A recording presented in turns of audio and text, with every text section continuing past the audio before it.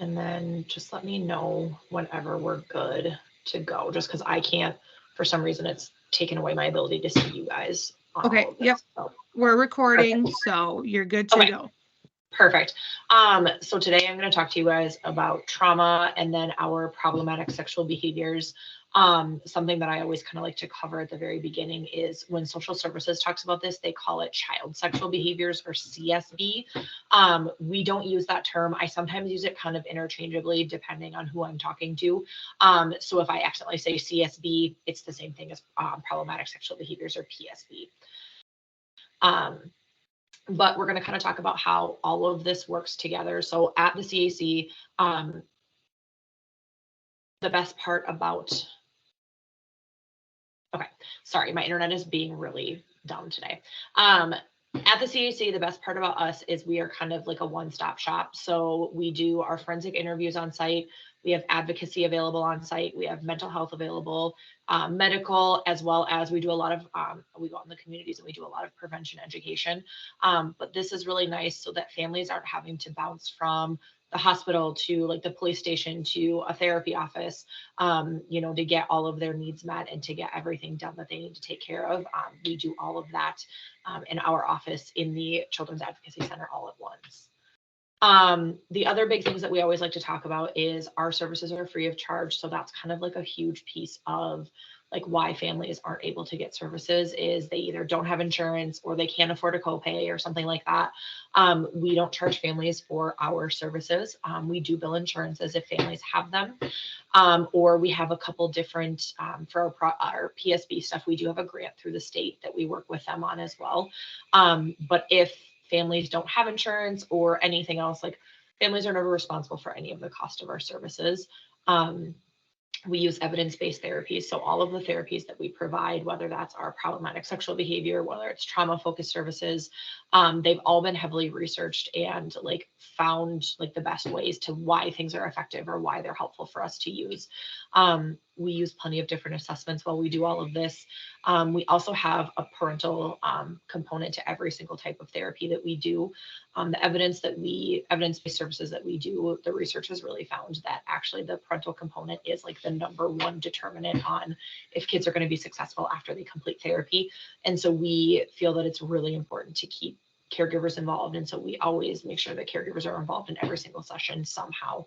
And then we also work very closely with our multidisciplinary team. So social services, law enforcement, other therapy services around here to make sure that like we're giving families the best that we can give them to make sure that they're getting all of the help that they need. Um, so we're going to kind of talk about child sexual development. Sexual development is a very normal thing for kids of all ages. Kids start developing and they start learning about things, and things start happening from like the moment that they're born up until, I mean, well into adulthood. Sometimes I think I still learn things as an adult that maybe I didn't know when I'm, doing some research on what I'm going to talk to my kids about in therapy that day or stuff like that. But we really talk about like sexual exploration begins at birth. There's a lot of kids learn at a very young age kind of about like that self-stimulation and like what we would consider masturbation. For a 3-year-old, it's very different than a 15-year-old. But they figure out like what feels good on their body pretty early on, and that's why it's so important as your kid is getting older and as kids are getting older to make sure that we're having these conversations about development, about their bodies, starting from a very young age. And obviously the information that you give a 3-year-old is going to be very different than the information you give a 10-year-old, which is also going to be different from the information that you talk to like a 16-year-old about. And so making sure that the information is age appropriate, but it is something that's really important to start talking to kids about at a very young age. The other thing too is it's so normal for kids and youth to be curious about their bodies and about sex. And I think, coming from a state like North Dakota where we don't talk about a lot of that stuff and like sex is a very taboo thing, I think that's kind of a scary thing for caregivers to hear and for adults to think about. But like kids are curious and we want to make sure that we're answering questions as best we can, instead of having them go to the internet and look up things and find things that we definitely don't want them to be looking at. So some common behaviors that we kind of see ranging from like preschool to adolescence. So, younger kids, they kind of do that playing house, playing doctor, where they're kind of, exploring each other, kind of hanging out with each other, like like looking at like, oh, your private parts are different than mine. Wanting to compare their genitals with the same age peer, like when boys and girls realize that like they have different private parts, kind of that idea of like, what does your private part look like? What does my private part look like? Like, let's compare them. As they get a little bit older, that masturbation in private. And then, when they're 15, 16, 17, whatever age it is, that sexual attraction to the same age peers. So it's kind of a spectrum, and that's something that we really talk about. Is it doesn't just, kids don't just wake up one day and they're like, oh, I'm going to start, thinking about my body, or I'm going to start thinking about these things. Like, it's very much a spectrum, and it starts out at the very end of like kind of just like more like what we feel are, not behaviors that are overtly sexual or things like that, kind of migrates into that sexual attraction to their peers. So some things that we would consider typical sexual behaviors. So things are considered typical when they are developmentally expected across all areas of major development. Experts would not consider them to be problematic. They're exploratory, spontaneous, intermittent, and by mutual agreement. So like, it's not one kid forcing the other kid to do something. It's not a kid who's planned out like, I know that I'm babysitting my sister today, and so when my parents are gone, I'm gonna try and touch their private parts. It occurs with other children, and this kind of means like we want them, like they're typically like kids that somebody knows, siblings, cousins, things like that, within that like similar age range, so like a year or two apart, similar size, similar developmental level. And then it can be with kids of the same gender or of different genders as well. Another thing that makes it a typical or like a normal sexual behavior is it's something that's not accompanied by like anger, fear, or like intense anxiety on the part of one of the kids. And something that we really talk about a lot too is just because it falls under this like typical range doesn't mean that it's an appropriate behavior. So it might be developmentally typical where we're like, yeah, it's pretty normal for kids to be doing this, but that doesn't mean that it's appropriate, and kind of knowing the difference between the two of those and kind of what that looks like and how to respond when those do happen. So some things that would make our behaviors problematic sexual behaviors, or what we consider PSB, is it's developmentally inappropriate. So, like a 4-year-old who's looking at pornography.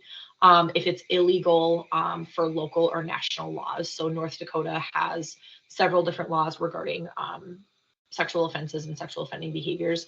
There aren't different laws for adults and juveniles. It's all the same. So if it falls under what is considered an illegal behavior, then it is problematic. If it's that aggressive, intrusive, or coercive, so, kind of that, like, if you don't let me do this to you, I'm gonna like punch you in the face. Or if you do let me do this to you, I'll give you my favorite toy that I know that you really want. Kind of something like that. It's problematic if they're not easily redirected. So, for younger kids, you kind of have that, you can have that conversation with them of like, hey, I know that you did this, or, I saw that you were, touching yourself out in the living room. We want to make sure that we're doing that in private, or it's not okay to ask your sister to touch your private parts. For most kids, it's an education piece, and then it's done and it doesn't happen again. It becomes problematic if that doesn't stop. And if that, continues on, or, you have to have multiple reminders about why these behaviors are not appropriate. If it's frequent or it's intrusive, if kids are having really like behaviors that are interfering with daily living. I've worked with some families who have had some issues with, their like mid-teenage child masturbating for like hours a day when they get home from school. That is problematic because it's interfering with their daily living. They're not able to get, homework done. They're not spending time with their family, all of that stuff. As well as it's problematic if there's this disparity in ages or abilities. So, if it's a 12-year-old and a 4-year-old, if it's, somebody who, even if it's like two people who are very similar ages, but one of them is cognitively like not up to the same level, that would be considered problematic as well. So this is kind of our like spectrum that we look at when we talk to families about like maybe when do we need to be concerned, when is it problematic, what are some things that we need to do. So we have kind of our typical, those voluntary, like we just talked about, infrequent, spontaneous, concerning, if it's not suitable for the location, again, if they're, masturbating out in a public area, if it's normative behavior, but it's happening more frequently than other kids their age. if it occurs despite adult intervention. Those are some concerning ones where we would be like, maybe you'd want to give us a call. Maybe you'd want to, if they're seeing another therapist, maybe you'd want to have a conversation with that therapist about some ways to handle that.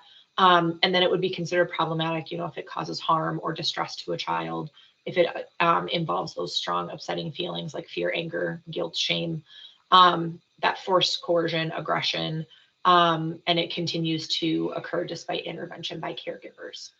Those are kind of what we would consider our problematic ones. I'm going to skip this because it's the exact same thing that I've just talked about. This is something that I really like to talk about and I feel very strongly about.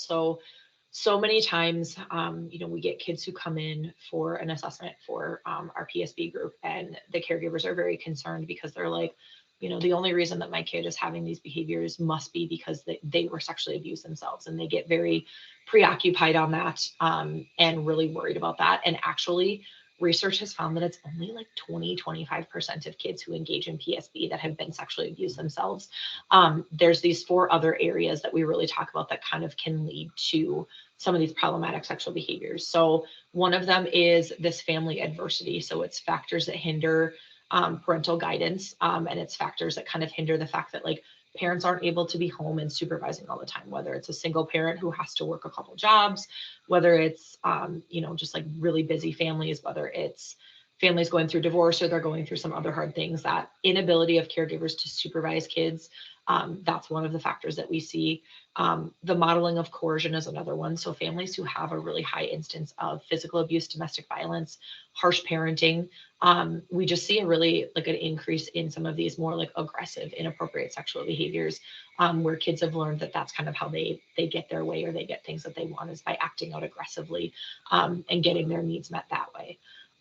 Modeling of sexuality is another one. So this is where that, that sexual abuse can fall into.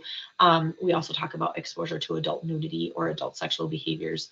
I've had conversations with caregivers where they think kids are asleep and, they're just, doing kind of their own thing, and their kids have walked in on them, or kids have friends who have older siblings, and those older siblings maybe have shown them pornography, and then that kid brings it into school, and your kid is the one who they show the pornography to. And so kind of some of those different things, but that modeling of those sexual behaviors, that's another cause of our PSB, as well as child vulnerabilities. So that difficulty following rules, defiant behaviors, social problems, impulse control problems, as well as developmental delays. I would say 60 to 70% of the kids that we see for our PSB is mainly kids who have these impulse control issues or these social problems where they just don't pick up on the social cues of other people. They don't realize that they're making somebody uncomfortable, or they don't understand that like maybe this person said that they were okay with it, but that's because they didn't know how to say no, they weren't okay with it, and they aren't able to read that body language.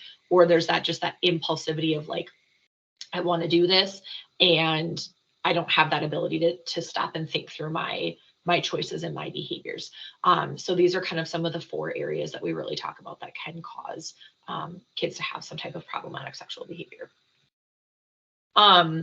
Again, we talked about this, this low impulse control, low social skills, poor decision making, relationship issues are another really big one, whether that's relationship issues with their caregivers, parents perceiving their kids as like a bad kid, things like that. Also peer relationship problems, kids who just don't have good relationships with their peers. We tend to see kind of a lot of those kids in our group as well.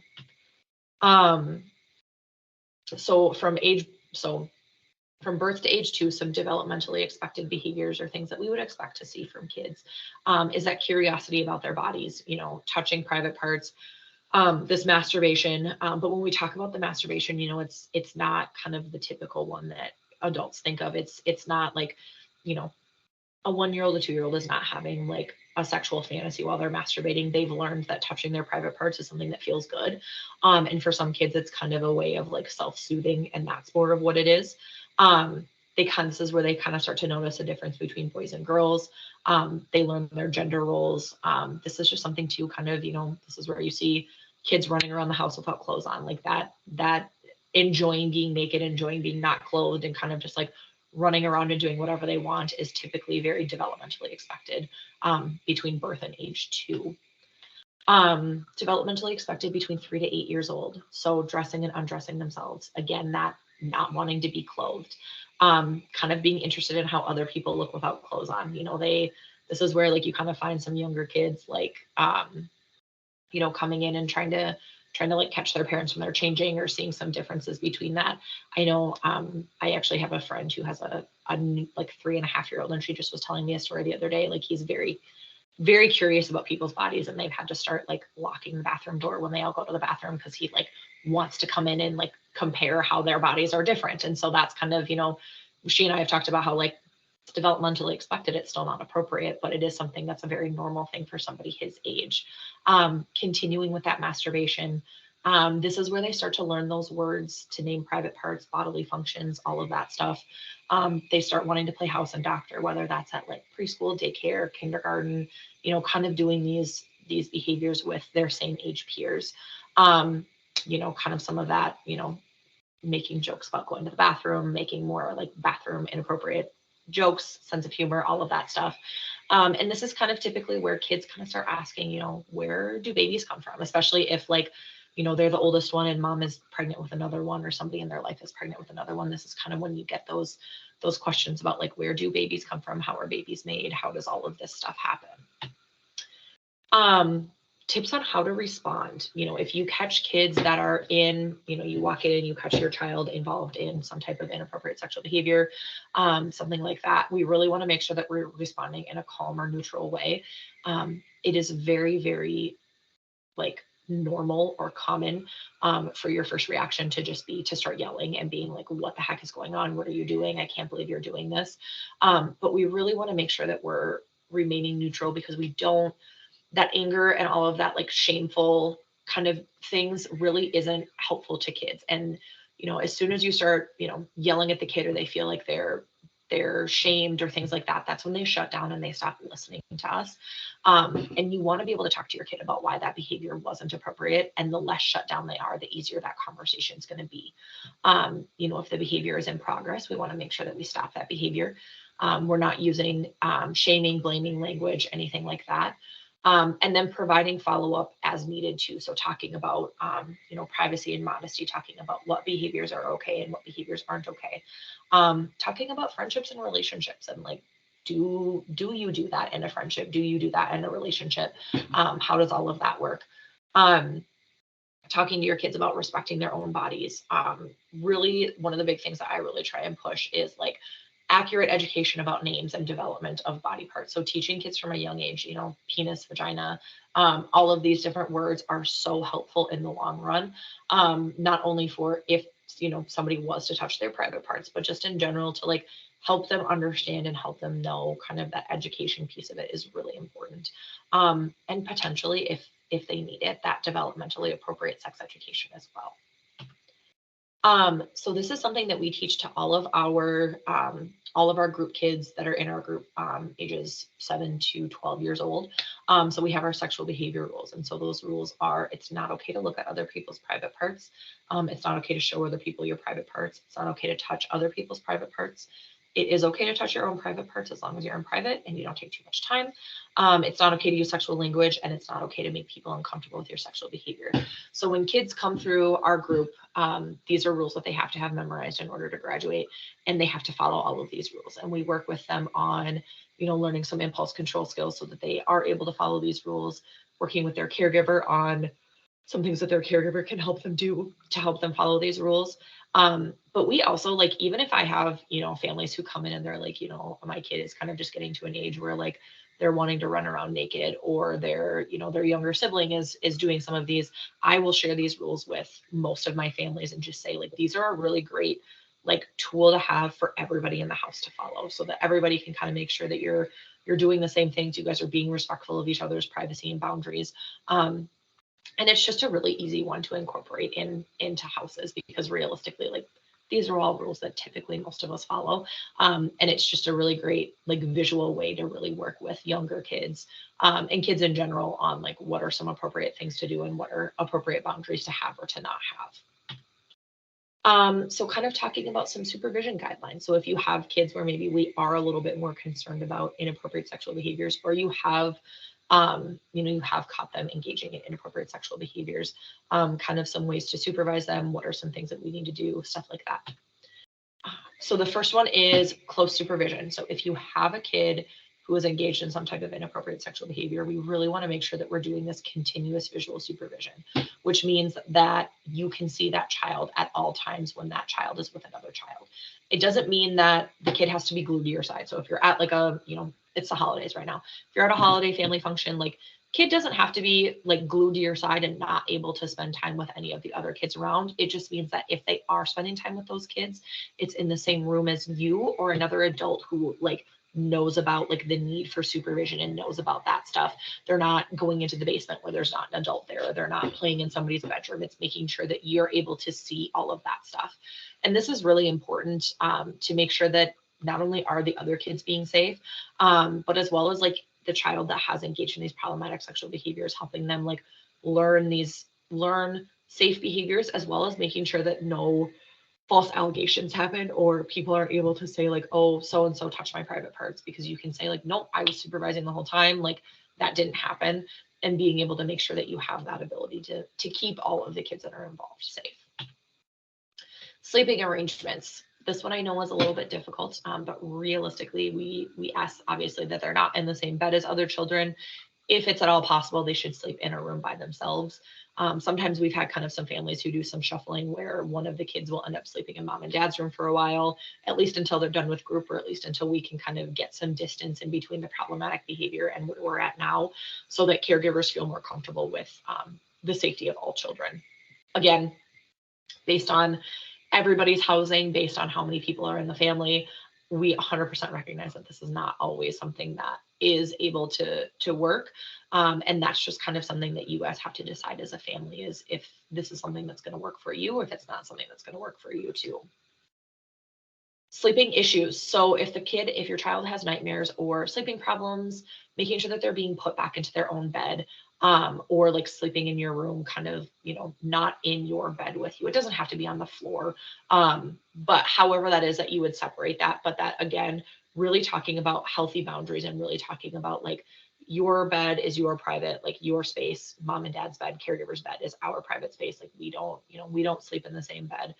Again, I 100% recognize that culturally that's not how it works for everybody. And that is something that I'm never going to try and tell a family to go against what their cultural beliefs are, how they do things like that. But it's just kind of something, again, to really focus on those boundaries and really make those boundaries very clear of like, this is a private place for people to sleep, and we don't necessarily all sleep in the same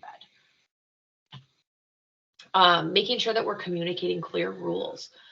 In your family, if you have kids who have maybe some poor boundaries, some inappropriate behaviors, things like that, making sure that adults have clear rules and expectations about privacy and appropriate behaviors, and making sure that those are being communicated clearly. I think sometimes, as adults, we talk to kids about things and maybe we don't specifically state like, this is a rule in the house, or this is a rule that we have to follow. We just say it and we expect that it's something that kids understand. Kids really need us to lay it out for them. They need to know like, these are the rules that we have. These are the things that you do, as well as these are the consequences of not following these rules. And they really need that laid out and given to them in kind of this clear expectation, so that there isn't, loopholes. There isn't, oh, I didn't understand this rule. Things like that are really important too. Personal self-care, making sure that we're bathing alone, taking care of like self-care in the bathroom without other kids in there. If the kid is young enough to need help going to the bathroom, needing help changing, needing help showering, bathing, that's an adult that should be providing that assistance. But the biggest thing that I think we think about is like, oh, your brother's in the shower, you can go ahead and brush your teeth, or you can go ahead and go in and use the bathroom. And really, again, making sure that like we're teaching our kids to be respectful of other people's private time, and that bathroom time is that private time that we're teaching our kids to be respectful of. Positions of authority. Kids who have engaged in problematic sexual behaviors, at least for a while should not be given like opportunities to be in like a role of authority. So like they shouldn't be babysitting. They shouldn't be, you know, if your mom's trying to cook dinner, like it shouldn't be like, hey, can you just watch your sister in this room while I'm over here in the kitchen making dinner? That position of authority makes it really easy for kids to kind of engage in problematic sexual behaviors again, because, you know, the older kid will say like, well, mom and dad left me in charge, so you have to do what I say you have to do, or things like that. So we really caution against leaving them in that role of authority over younger, more vulnerable children, to kind of keep that safety there. Sexually explicit material. This is a really hot topic right now, just because of how easy technology makes it for kids to access sexually explicit material like pornography, you know, inappropriate videos, sending and receiving inappropriate pictures to like friends or people they don't know. But really making sure that we're doing as much of that as we possibly can, whether that's, you know, if it's something that caregivers have, making sure that it's not somewhere that kids can find that. If caregivers do find like it either like on their kid's laptop, on their kid's cell phone, tablet, any of that stuff, having that conversation about why it's not appropriate to be viewing, making sure that appropriate parental controls are on those electronics to kind of minimize the risk that kids are going to either accidentally or on purpose find those inappropriate sexual materials too.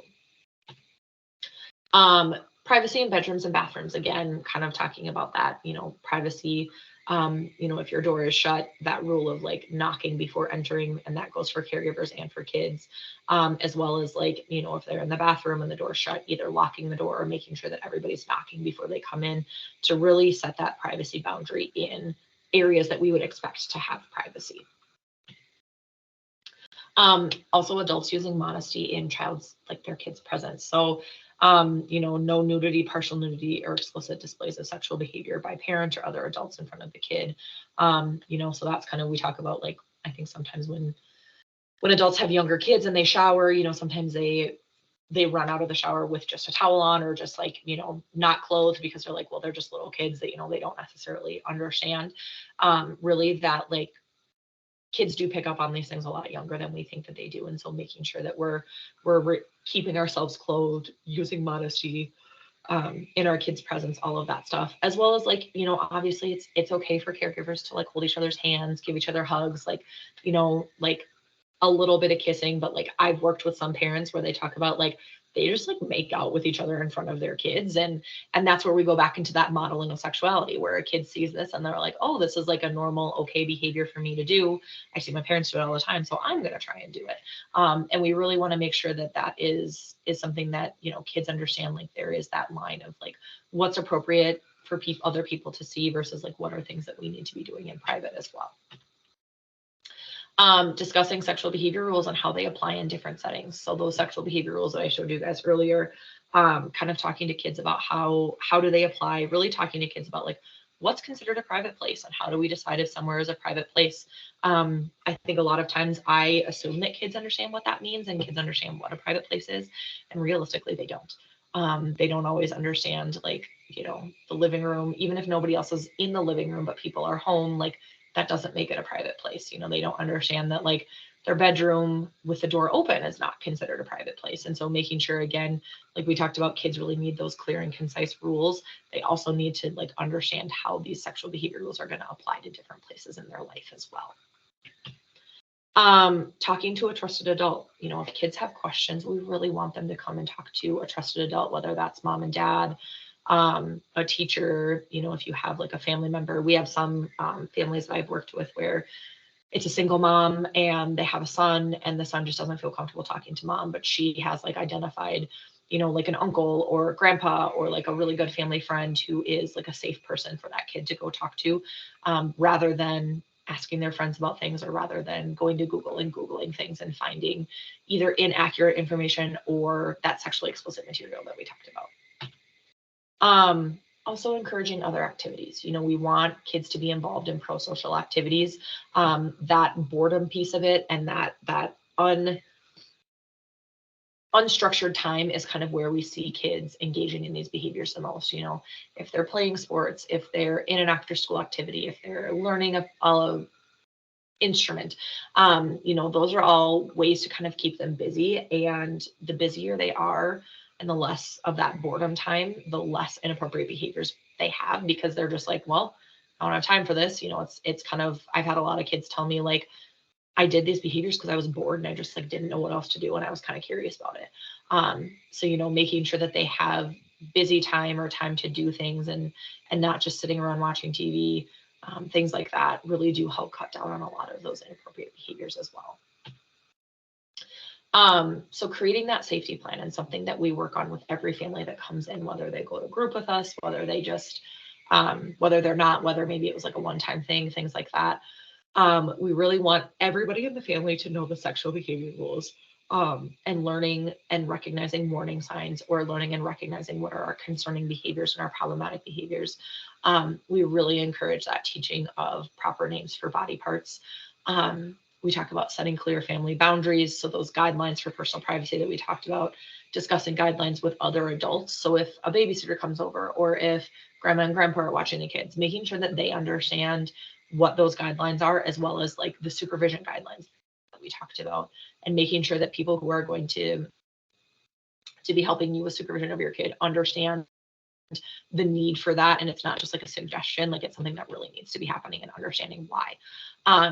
Letting kids know that if they're not comfortable being around somebody, to talk to a trusted adult as about that. And also recognizing like our kids mature, and our kids change, and their bodies change, and things that happen change, and the boundaries that you guys had when they were 10 years old are going to have to change when they become 15, 16. And kind of how do you guys do that as a family, and how do you decide when it's time to change a boundary?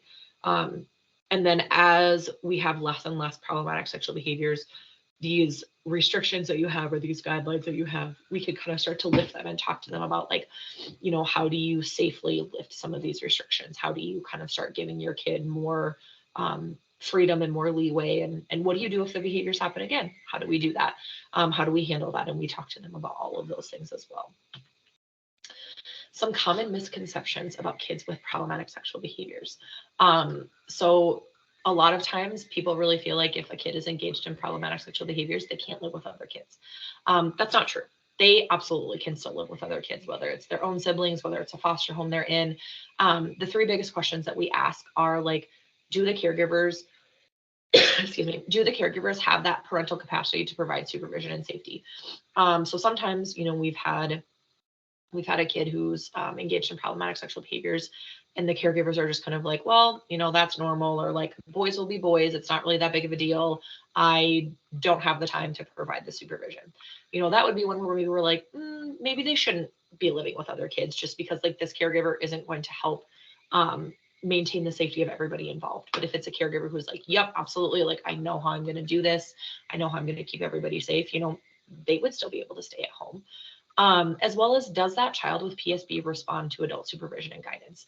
If this is a kid who just really struggles with like some oppositional defiance, who doesn't like to listen to rules in general, maybe that would be a conversation of, is this kid going to be safe in the home with other children? Do we need to look at removal for a little while? But if it's somebody who responds very well to that supervision and guidance, again, like they're going to be just fine. As well as, who are the other children in the home? So, if you have a really vulnerable child, if you have a kid who's not afraid to like speak up if something inappropriate is happening, as well as like, we've had a lot of kids who are like, I don't want my sibling to be removed. I don't want my sibling to go somewhere else. Like, I really love my sibling and I want them to stay at home with us. Or if that kid is really scared and they're like, nope, I don't feel safe with my brother in the home. Like, I don't feel okay with this. Kind of thinking of some of the different wishes of everybody that's involved in the situation. Can they attend school safely? Again, yes. Most kids can attend school and participate in school activities like sports, choir, band, chess club, all of those activities that kids are in, without jeopardizing the safety of other students. Again, we really need to assess how well do they listen to authorities, how well do they listen to that guidance. Does the school have the ability to supervise them? Is the school able to provide like additional eyes, things like that? Making sure that you're having conversations, if they're on a sports team, conversations with the coach of like, hey, they can't be changing in the locker room with all of the other kids. They need to have like a private area to do that in.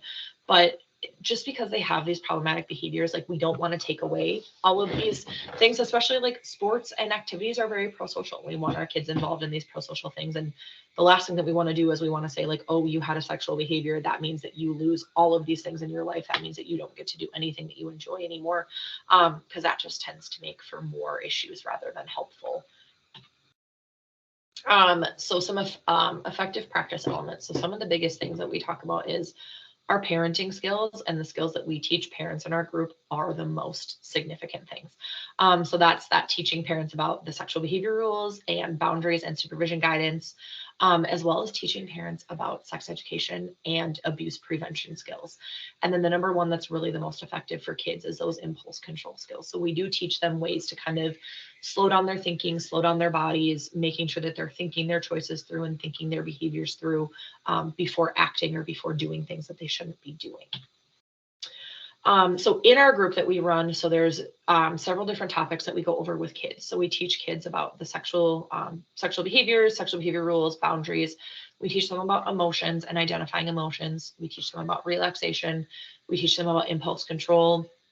We teach them some social skills, abuse prevention. We do go over some sex education and puberty, as well as empathy and apology. And then for caregivers, we teach safety and supervision. We teach sexual development. We teach them the sexual behavior rules, as well as we talk about caregivers' emotional and behavioral reactions to PSB. We talk about communication with your kids. We talk about talking to your kids about sex education, abuse prevention, and safety planning.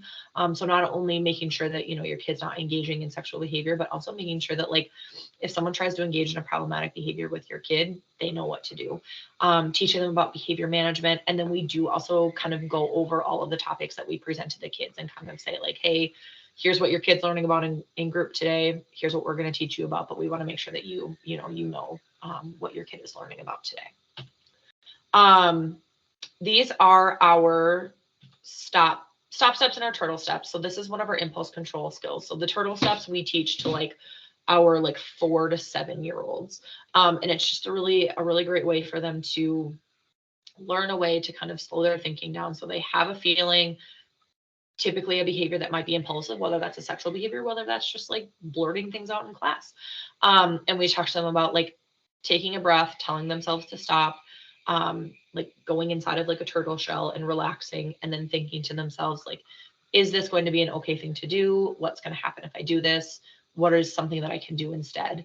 And obviously I made this very much more simple than it is when we do it in group or when we teach it to kids. We spend a lot of time going through each step and how to do each step. And then we do teach this to caregivers as well, so that they can help kids practice this throughout the week before like the next group. Since we only spend about an hour and a half a week with kids and caregivers get basically the rest of the time with them, it's really important that they're helping their kids practice these skills as well. So some supportive and protective factors that we've really talked about. I know that I've hit on these before, so I'm not going to go into a ton of detail, but those healthy boundaries are supported and modeled in the home. That really helps protect kids and keep kids safe. That protection from harm and trauma, that parental guidance and supervision. So again, that the supervision of kids, parents being around to observe behaviors and kind of catch those inappropriate behaviors. Healthy friendships. You know, we talk about wanting kids to be friends with other kids who make good choices, because then they tend to make good choices themselves. Being able to have open communication with a trusted adult. Like, this is a really important one, because if kids don't feel like they have a trusted adult that they can talk to, either they're not talking about things that are happening, or they're going to their friends, or they're going to poor supports to talk about these different things, rather than somebody who's going to help steer them in a good direction or making a better choice. Having successful experiences and having successful skills. So kids learning like, hey, this thing happened where I might have engaged in inappropriate behavior before, I didn't. And caregivers catching that and really praising them and saying like, you know, here's that successful thing, and being able to build on that success and kind of help them engage in these skills and help them build their own confidence, as well as adaptive coping skills. So teaching kids, you know, we go through some deep breathing, we go through progressive muscle relaxation, some mindfulness skills, but kind of figuring out with caregivers and using those relaxation skills and coping skills for those strong behavior or those strong emotions that they have is a really important thing too, to make sure that caregivers are helping encourage their kids to use the skills that we teach them in group. I know the schools are trying to really incorporate a lot of work on coping skills as well into like the school day. And so really making sure that caregivers are practicing those and working on those in the home as well is a really important supportive and protective factor. Making a referral. So we do, I want to make sure that this isn't, okay. So we do a group, it's every Tuesday from 4 to 5:30. We actually have 2 different groups. So we do school age kids, which is 7 to 12, 13, kind of depending on how they are developmentally. And then we actually just got trained in an adolescent model. So that 13 to 17, 18, we're also able to see them for some problematic sexual behavior stuff, or like, if they're on probation and they're court ordered to do therapy, we also see a lot of those kids in that older kid group that we have. But you can make the referral. And actually, I apologize, I did not look this over before I grabbed this. The email for the Dakota CAC is actually going to be mentalhealth@dakotacac.org. So just like the Red River one, only at Dakota CAC. That way it'll come to one of the therapists. I'm kind of the therapist that's in charge of our problematic sexual behavior stuff. So typically I'm the one that fields those emails or those phone calls. If you guys are in Fargo and it's easier for you to call the Red River Children's Advocacy Center, we do our group with them. So we all have the same training. We all have the same stuff. We work very closely together. Otherwise, like the Minot, Dickinson, Williston, Watford area, all of that, questions like that can come to us at the Dakota CAC. And that is it. Do you guys have any questions? I feel like I really threw just a lot of information at you. I do have a question. Yeah. For families that maybe reside a good amount of time away from like one of the major cities in the state, but want and can participate in a group, are they able to join via telehealth if everybody else is in person? So actually, I'm so sorry, I forgot to mention that. Our group is completely telehealth because we do serve so many families from all over the state. I actually have quite a few kids right now from like the Watford, Williston area that's in group with me. Again, that's another way that we're trying to really limit those barriers to services for kids. So yes, it is all telehealth. So absolutely. And then we also, I don't know how much work you guys do outside of the state of North Dakota, but we have, I think, almost every single therapist. So I'm licensed in North Dakota, South Dakota, and Minnesota. We have a couple other therapists licensed in South Dakota and a couple of us licensed in Montana as well, just because we know like those, the border states, as well as like the Standing Rock Reservation, we kind of have kids on both sides sometimes. And so that is something too, we really want to make sure that, if they're in one of those neighboring states and, we still want them to be able to get services. So that is another option that we have for them, as well as a lot of us are licensed in other states to be able to provide services too. Wonderful. Thank you. Yeah.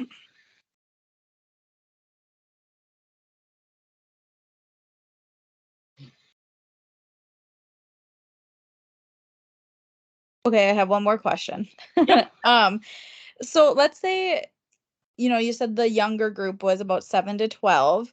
If we have a child on the lower end who meets the age requirement but can't quite complete the work or whatever needs to be completed via telehealth, is there an option for them to complete the group in person, or would you just recommend that they start the group at a later time until they can comprehend telehealth?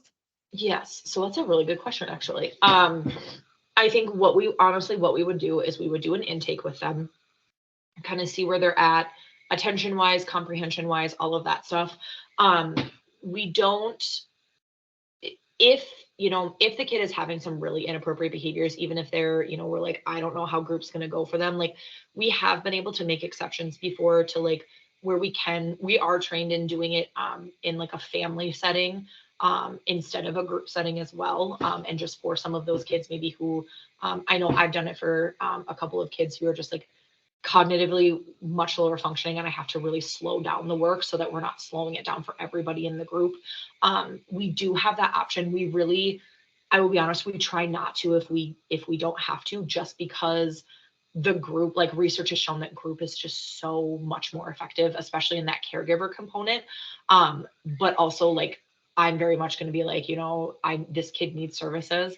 And if the way that it's like, he's going to get the most out of services is to do it family way and individually rather than in the group. That's something that we absolutely can do. Like I said, we don't typically advertise that it's an option because then everybody wants individual rather than group. But we aren't going to just turn somebody away because we don't know if they're going to function well in the group or how they're going to do in group. Thank you.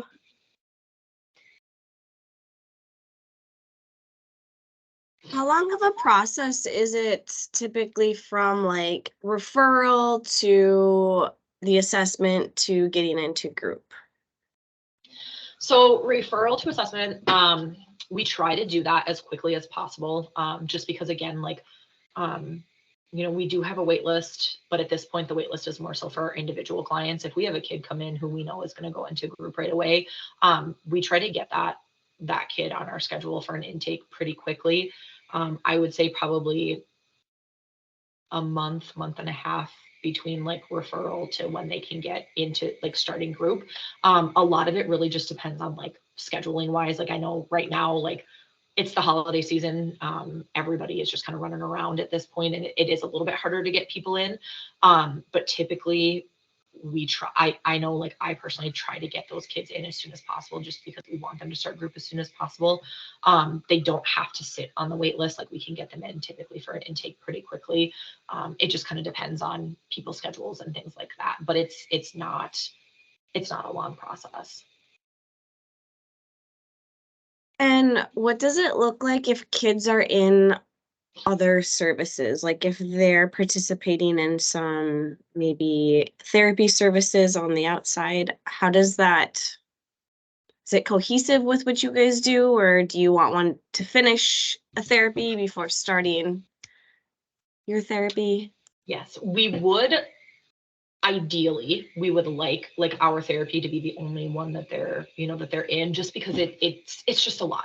A lot of kids don't want to come to one therapy, let alone multiple therapies in a week. They're just like, I'm not doing this. Again, I understand that that's not ideal for everybody, or that's just not possible for everybody. Sometimes we'll kind of talk about like maybe the individual stuff is every other week or something like that. But we also then, we'd want to have releases signed so that we can talk to that other provider and make sure that we're all kind of on the same page and the messages that are being shared are pretty cohesive, rather than we have had some providers where we're kind of saying opposite things. And so just making sure that we're having conversations with them. I can't tell families like you can't be in other services. We just really caution them to like, know your kids. Is your kid going to want to do multiple services at once? Realistically, billing wise, it's not an issue because we would bill for group. And then that other one would be billing for individual, like insurance wise. So it typically isn't an issue. It's more so just like, that's a lot of services for kids to be involved in, and are they going to be willing to do that?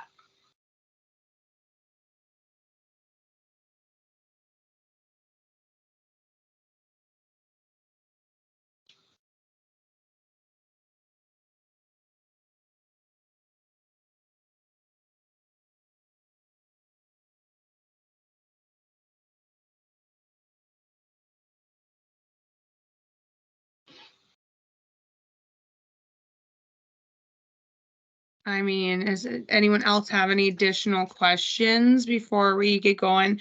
We have about 4 minutes left until 1 o'clock. No. Well, thank you, Abby, for presenting. You did a great job, and there's a lot of great information. Thank you. Thank you, guys. Well, if there's no other questions, I suppose we can let everyone go on to their day. All right.